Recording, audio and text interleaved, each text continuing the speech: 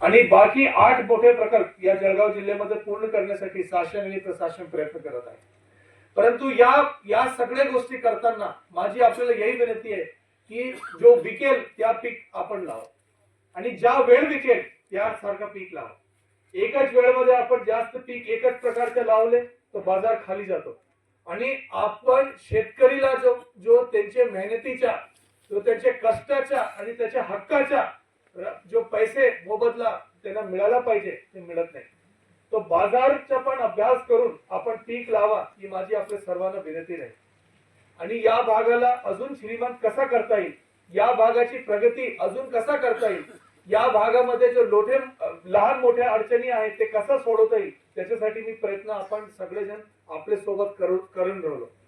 एक जो मोठा प्रश्न शेतकऱ्यांसाठी आहे की वो जो पाईपलाईन लावण्यासाठी तुमच्याकडे कुठेतरी जॅकवेल असेल या नदीचे स्रोत असेल तिथून पाईप आपल्या शेतापर्यंत लावण्यासाठी जो एकमेकांमध्ये जो अडचण आणि वाद निर्माण होतात त्यासोबत रस्त्यांसाठी बांधावरच्या रस्त्यांसाठी जो शिवरस्ते आपण म्हणतो त्याच्यासाठी जो वाद आणि कमी कसा करता येईल याबद्दल माझी सगळे शेतकरीला माझी यही विनंती आहे की कोर्ट कचेरी तो एक गोष्टी आहे, मामलादार एक गोष्टी आहे, परंतु ज्यावेळी आपण गावांनी ठरवला की प्रत्येक शेताला रस्ता आणि प्रत्येक शेतापर्यंत पाणी आपण एकत्रितपणे सोय करून देणार आहे, पूर्ण गावांनी अगर ठरवला की वादमुक्त वातावरण मध्ये तुमच्या शेत काय माझ्या शेत काय आपण सगळे शेतकरी या भावनेने काम करणार आहे तर नक्की प्रत्येक गावाला प्रत्येक शेताला पाणी आणि रस्ता हा जे मोठा अडचण जो शेतकरी बांधवांसमोर येतो हा प्रश्न आपण सोडू शकणार आहे. माहिती तंत्रज्ञानचे युग आहे. सगळे शेतकरी शेती आज आपण माहिती तंत्रज्ञान शिवाय करू शकत नाही. मोबाईल शिवाय शेती आपण व्यवस्थितपणे करू शकत नाही. या गोष्टी लक्षात घ्या. बाजारची माहिती मोबाईलवर उपलब्ध आहे. आपल्याकडे हवामानची माहिती मोबाईलवर उपलब्ध आहे.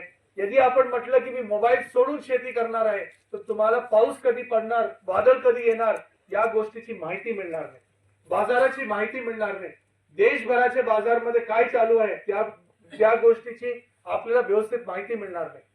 आज आपला 7/12 मोबाईलवर उपलब्ध आहे. आपला यदि म्हणजे नाव बदल करायचे आहे त्याची माहिती मोबाईलवर उपलब्ध आहे. सगळ्या गोष्टी आज के डेट मध्ये मोबाईलला उपलब्ध आहे.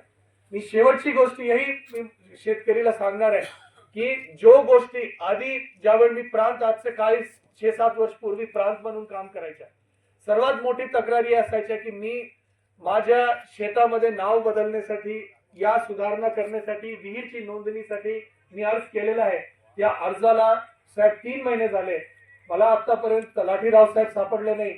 मंडल अधिकारी साहेबांच्या स्वाक्षरीसाठी पेंडिंग आहे. या सगळे प्रश्न आधी यायचे फक्त जास्त लांबच्या विषय नाही 6-7-8 वर्ष पूर्वी. परंतु आपण आजची परिस्थिती बघा. आज 12-13 दिवस मध्ये जामनेर सारख्या तालुक्यामध्ये मला वाटतं 13 दिवस मध्ये आपल्याकडे नोंदणी जो आहे ते पूर्ण होतात. आपल्याकडे यदि कुठले खरेदी विक्री व्यवहार झाला आणि त्याच्यामध्ये कुठले वाद नसेल तर ते 12-13 दिवसच्या आतमध्ये ते आपण नोंद करतो आणि यदि वाद पण असेल तरीही 60 दिवसाच्या आतमध्ये ते नोंद होतात, 2 महिन्याच्या आतमध्ये. एवढी मोठी सुधारणा झालेली आहे आणि हे माहिती तंत्रज्ञानामुळे सतत आढावामुळे हे सगळ्या गोष्टी झालेल्या. माझी सगळे शेतकरी बांधवाला यही विनंती राहील आपण जो आपला जो अधिकार आहे आपला जो पूर्ण जमीन आहे ते आज आपले पॉकेटमध्ये आहे, ते आपले खिशात आहे, ते आपले मोबाईलमध्ये आहे. आपल्याला तलाठी कार्यालय, मंडल अधिकारी कार्यालय, तहसील या जिल्हाधिकारी कार्यालय पर्यंत येण्याची गरज नाही. आज आपण सगळे सेवा आपल्या मोबाईलच्या माध्यमातून घेऊ शकणार. माहिती आपल्याकडे उपलब्ध आहे. त्याचा कसा वापर करायचा आहे ते आपल्याला जरा विचारपूर्वक करायला पाहिजे. तर यही 6 गोष्टी मी सांगून या ठिकाणी मला आपण या कार्यक्रमासाठी म्हणजे आमंत्रित केला याच्यासाठी मी आपला आभार व्यक्त करतो. मला पुढच्या कार्यक्रम आणि कोर्टच्या आज तारीख असल्यामुळे मला त्या ठिकाणी जाऊन त्या ठिकाणी ग्रामपंचायतचे जो काय वाद आहे ते ऐकून घ्यायचे आहे. शेतकरींमध्ये जो वाद आहे ते ऐकून घ्यायचे आहे. ते वाद मुक्त वातावरण कसं निर्माण करता येईल आणि हसी खुशी वातावरण मध्ये ग्रामपंचायत आणि शेतकरीचा प्रश्न कसा सोडवता येईल त्या ठिकाणी जायचं आहे. तर तुम्ही मला परवानगी द्या. परंतु या कार्यक्रमासाठी मला आमंत्रित केल्याबद्दल आपल्या सर्वांचे विशेष आभार. मी स्वतः कधी शेती केलेलं नाही आणि मी म्हणजे एक गोष्टीचं मला दुःख आहे की आज के डेट मध्ये शेतकरी नॉन शेतकरी शेतीच्या कामात जाऊ शकतो, परंतु यदि एक व्यक्ती शेतकरी नसेल तर ते करायला येऊ शकत नाही, तुम्ही जमिनी खरेदी करू शकत नाही, तिथून सुरुवात होतो. परंतु शेतीच्या जे क्षेत्र आहे त्याबद्दल मला एक प्रकारच्या म्हणजे एक आनंद होतो काम करायला.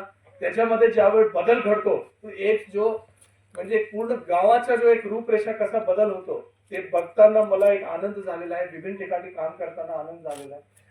ज्यावेळी सिंचन, लघु सिंचन, जलसंधारणचं काम होतो आणि शेतपर्यंत पाणी पोहोचतो, या बलिराजामध्ये जो एक आनंद होतो त्यामध्ये मला एक आनंद म्हणजे एक अनुभव एक फार चांगला झालेला. शेवटच्या गोष्टी मी म्हटलं होतं, मी आता वाणीला विराम देणार होतो, पण एक गोष्टी बोलायला मी विसरलो आणि त्या एक अत्यंत दुःखाच्या जळगाव जिल्ह्याच्या एक भरपूर गोष्टीबद्दल नाम अलौकिक आहे. जसं मी आपलं सांगितलं, नवीन नवीन गोष्टीचा प्रयोग करणं, उत्पादन वाढीसाठी टिश्यू कल्चर पर्यंत वापरणं, नवीन प्रकारचे बीज बियाणं वापरणं, सिंचनाचा प्रकल्प असेल, जलसंधारणचा प्रकल्प असेल, नवीन टेक्नॉलॉजी असेल, ठिबक सिंचन मध्ये सर्वात जास्त क्षेत्र अगर कुठल्याही जिल्ह्यात असेल तर ते जळगाव जिल्हा आहे. परंतु एक गोष्टीमध्ये पण जळगाव जिल्हा पुढे आहे आणि 2-3 गोष्टीबद्दल ऍक्च्युली शेतीबद्दल पुढे आहे आणि ते जरासं दुःखची गोष्ट आहे. महाराष्ट्र असेल या पूर्ण देश असेल, पंजाब राज्यापेक्षा जास्त आपण या ठिकाणी खत वापरतो आणि रासायनिक खत वापरतो.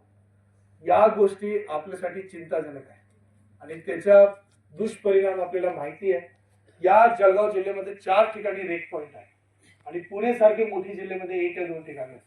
तर तुम्ही विचार करा की किती एक चिंताजनक आणि खेदजनक गोष्टी आहे. ते आहे की आपला जो जलस्रोत आहे काही तालुक्यामध्ये फारच खाली गेलेला आहे. डार्क झोन जो आपण म्हणतो की म्हणजे भूजलचा स्तर एवढा खाली गेलेला आहे की त्याला आपण मेगा रिचार्ज असेल